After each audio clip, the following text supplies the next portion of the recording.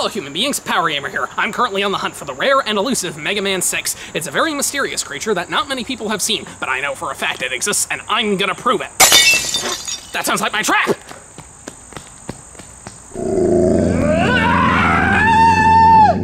So, turns out Mega Man 6 traps also work really well on Wolverines. Mega Man 6, we're really doing this again? The 6th entry in this iconic series. Really crazy to think about how so many Mega Man games were released in such a short amount of time, and then the series ended up disappearing, and then came back, and then vanished again, and then returned again, and now it seemed to have vanished a third time. At the very least, this game was discussed a bit more frequently than 5, but still not as much as the earlier titles. Well, once again, it was made by Capcom, and it actually did keep most of the same developers as 5, so that's nice. Like previously, the art was done by Keiji Inafune, who ended up having some difficulty when it came to designing some of the game's new features. Like with 4 and 5, all of the game's Robot Masters were designed by fans as part of a contest, with 6 coming from Japan and the other 2 coming from North America. Inafune stated the main theme of the game was having a variety of locations from around the world. But surprisingly, Capcom only published the game in Japan. Nintendo themselves published it in North America, and originally planned on it being part of a console bundle. Mega Man 6 was released on November 5th, 1993 in Japan, and March 15th, 1994 in North America for the frickin' NES again, are you kidding me? Yes, despite the fact that we were 3 years into the SNES's life at this point, they still made this game for the NES, which was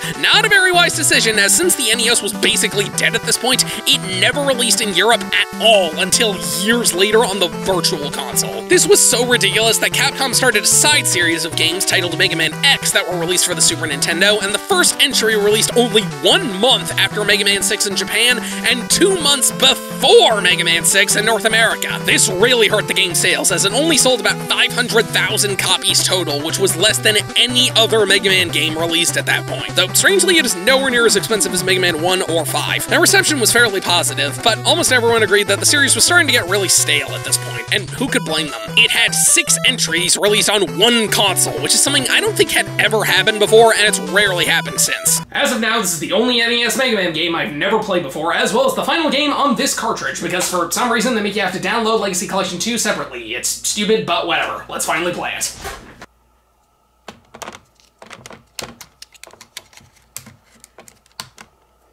Our intro sequence shows us that 8 Robot Masters entered a worldwide tournament to determine who is the most powerful. However, they were all turned evil by the sponsor of the tournament, Mr. X, who was apparently the one manipulating Dr. Wily this whole time. So Mega Man, of course, sets out to stop him from taking over the world. Yeah, pretty basic plot, but they do at least shake it up by having a completely new villain. I mean, I know 4 had Cossack, but he was just following orders. Mr. X is clearly the bad guy. The presentation is pretty much the same quality as 5. The graphics are great, and the music is awesome, but the slowdown can be pretty annoying. And the gameplay really shakes up the formula by deciding to become a first-person shooter, which was really ambitious for the NES. However, it also has RPG elements with a very complex level-up system allowing you to change every aspect of your character, making each playthrough completely unique, and yeah, I'm just kidding, it's Mega Man again. You do the exact same thing you've done in the other 5 games, and the controls haven't changed at all. But it does have some really nice quality of life improvements, like your weapon ammo is restored in between levels, and if you get a game over, you don't lose your E-tanks. This might have been a thing in the earlier games, but I didn't notice them until here, so my point still stands. The Robot Masters are Blizzard Man, Wind Man, Flame Man, Tomahawk Man, Centaur Man, Night Man, Yamato Man, and Plant Man. And I really like how since this was a worldwide tournament, the Robot Masters all come from different countries. Japan, Europe, America, the Middle East. It makes the Robot Masters in this game a bit more unique, which is good because pretty much everything else in this game is exactly the same as it was previously. Aside from this much more elaborate intro sequence and the really cool cutscene that plays when you get a new weapon. Plus it even shows you what the weapon does now, which is really nice. Mega Man 6 is one of the most prominent uses of if it ain't broke, don't fix it I have ever seen, because it adds pretty much nothing to the standard Mega Man formula. Much like 5, it's more about slightly tweaking it rather than actually moving the series forward. But this isn't automatically a bad thing, as much like 5, I think this is some of the best level design we've seen so far in the series. Sure, a lot of the level themes have been reused from older games, but they do tweak them to make it a bit more optimal to play. Obviously, the game is still hard, and there are some kinda cheap moments, but as a whole, the game is very light on the instant death crap. The challenge is fair, and when I die, it feels like it's my fault. And the same goes for the bosses. They all have a good variety of patterns, and most of them are very simple to recognize, so it's much easier to take them out before you get their weaknesses. The first stage I played was Wind Man. The level has a bunch of machine parts and giant fans that blow you upward, but not as many as you would think. Wind Man shoots these blades and sucks you towards him. He's weak to Centaur Man's weapon. Up next, Flame Man, the obligatory fire level, but it's pretty unique since it has this oil that the enemies can ignite, which kills you instantly, and it stays burning even after you die. He shoots these pillars of fire that come up from the ground and is weak to Wind Man's weapon. Blizzard Man is of course an ice level where the ground is slippery and has these countdown platforms. The boss shoots these snowflakes and rolls into a ball. He's weak to Flame Man's weapon. Plant Man has easily the most annoying level since you have to bounce on these springs with a bunch of instant death hazards and the enemies are really hard to hit. Plant Man just has the traditional shield and he's weak to Blizzard Man's weapon. Tomahawk Man is a pretty bland level. It just has some rocks and a couple met dispensers. He throws feathers and spinning blades and he's really fast. He's weak to Plant Man's weapon. Yamato's Man has some wheels that move you, a bunch of branching paths, and these annoying guys that block your attacks. He spins his staff and shoots spears at you. He's weak to Tomahawk Man's weapon. Nightman's stage is a castle, obviously, and it has a concerning amount of spikes as well as these bouncy things. Nightman is the easiest boss in the game. He throws this slow ball at you that's really easy to dodge, and he's weak to Yamato Man's weapon. And finally, Centaur Man. It's the water stage, interestingly, and I think it's Mega Man law that these levels have a bunch of spikes. The boss shoots this burst shot, teleports, and can freeze you for a second. He's weak to Nightman's weapon. And much like Mega Man 2 and 5, we have some absolutely fantastic weapons. The Wind Storm shoots a small tornado that sends enemies flying. The Flame Blast is really strong and leaves a small pillar of fire on the ground that honestly isn't very helpful. The Blizzard Attack shoots 4 snowflakes in a spread shot. The Plant Barrier is just another shield weapon. The Silver Tomahawk flies upward, which can be a little hard to aim but really useful against aerial enemies. The Yamato Spear is super fast. The Night Crush is a strong ball that comes back to you. And the Centaur Flash hurts every enemy on screen. Overall, I think this is the best selection of weapons in the series so far. All of them are at least somewhat useful, and I found myself running out of energy much more than the previous games. But the biggest and coolest change to Mega Man 6 is the Rush adapters. Instead of summoning him, Mega Man combines with Rush, giving him this cool armor and some awesome new powers. There's the Power adapter, which lets you use these punches, essentially giving you a faster charge attack at the cost of less range and letting you break these blocks. And the Jet adapter lets you fly in the air for a few seconds. These things are awesome, since they're not only really fun to use, but they don't require weapon ammo, so you can use them as much as you want. The Power adapter just needs to be charged up, and the Jet adapter refills itself when you're not using it. These are easily the most important additions to Mega Man 6, since otherwise it would just be Mega Man 5 again. For other powers, we have the Energy Saver, which lets you refill the energy of whichever weapon is the lowest when you don't have one selected, and Beat returns, only instead of having 8 letters, you only need to get 4, and to get them, you need to find alternate paths in some of the levels. Now, we take on Mr. X. The first level has you climb up to infiltrate this tower and fight these 2 robots which move on a belt and are weak to the Silver Tomahawk. The second level is really compact and has a lot of spikes. The boss is this wall crawler that drops boulders on you and is also weak to the Silver Tomahawk, so I hope you have enough ammo. The third stage, you gotta climb ladders and hop across these weighted platforms. The boss is this Met in a tank that doesn't have weakness, so you just want to use the charge shot. The fourth level is absolutely filled with cannons and ends with a fight against Mr. X, which is really easy. He's in the spiked wrecking ball that swings back and forth and drops energy on you. Again, just use the charge shot. Destroying it means his plan for world domination has failed,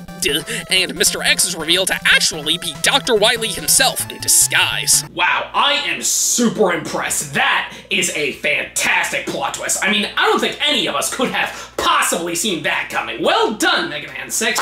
Well done. He flies away, bobbing his eyebrows,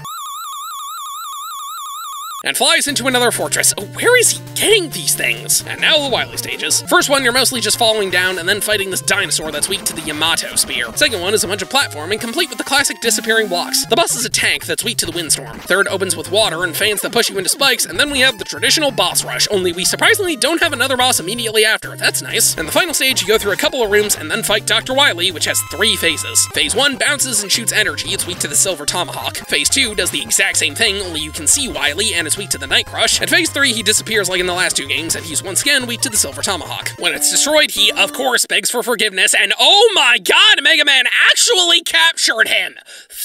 Finally! It took 6 entire games to get to this point, but Dr. Wily is finally arrested for his crimes. We get another credit sequence with all the Robot Masters, however, the ending card hints that this is not the end of the story, but we'll have to save that for another time. But since this is the final game in the first Legacy Collection, I should talk about some of the new features. There's the database and museum where you can look at concept art and images of all the characters, so that's kinda neat. And the challenges where you have to complete segments of one game as fast as possible so you can submit your score to an online leaderboard. And you have infinite lives, plus all of the weapons from that game. Plus, if you have the Mega Man amiibo, you can unlock even more challenges. Nothing mind-blowing, but some pretty fun bonus features.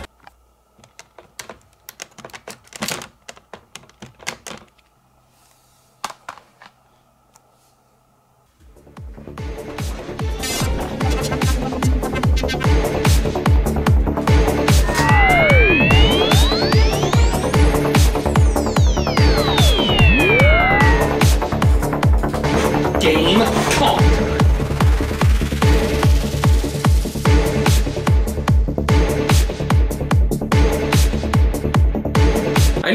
probably an unpopular opinion, but I think Mega Man 6 might be the best of the NES library. While it adds pretty much nothing new to the standard Mega Man formula, it takes pretty much all of the best elements from the previous games. The solid format, like in 1, amazing weapons, like in 2, the slide, like in 3, the charge, like in 4, and great level design, like in 5. It's probably one of the least impactful games in the series, so it's not really a great sequel, but if you're gonna play only one Mega Man game on the NES, I say go with this one, since it gives probably the best experience overall. In fact, the experience was so pleasant that I'm gonna take a page out of Mr. X's book and start my very own worldwide robot tournament. Unfortunately, it costs quite a bit of money, but don't worry, I have a solution for that. You see, a week ago, a Nigerian prince offered to give me his fortune if I just gave him my bank information, so he should be giving it to me any day now. When did I buy $50,000 worth of llama fur?